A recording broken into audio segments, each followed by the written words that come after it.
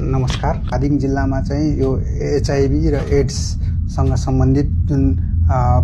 संक्रमित व्यक्तिहरूको अवस्थामा टोटल 136 जनाले अहिले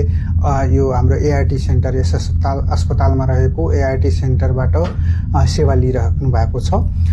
त्यसमध्ये मुख्य गरी 136 जना मध्ये पनि 15 वर्षभन्दा कमका टोटल 7 जना छन्। त्यस्तै गरी चाहिँ 15 वर्षभन्दा माथिका 129 जनाले सेवा लिइरहेका छन् भने त्यसमध्ये पनि अति जोखिममा रहेका केही के भन्छ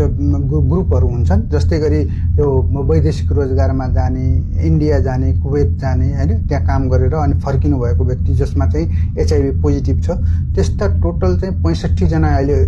उहाँहरूले उपचार सेवा लिइराख्नु भएको छ भने अब त्यस्तै के भन्छ ड्राइभरहरू हुनुभयो, उहाँको श्रीमती भयो हैन, उहाँको परिवार, उहाँहरूलाई चाहिँ लगभग 68 त्यस्तो चाहिँ 68 जना हुनुहुन्छ र आमाबाट बच्चामा सरेको लगभग 7 जना त्यस्ता किसिमका बिरामीहरू छन् भने अब यौन कर्मीहरू नै 3 जना छन्।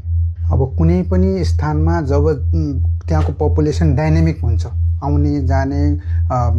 विदेश जाने आउने, काठमाडौँ जाने आउने, यस्तो गरिराख्दाखेरि के हुन्छ भन्दाखेरि त्यो पपुलेसन जहिले पनि जोखिममै हुन्छ।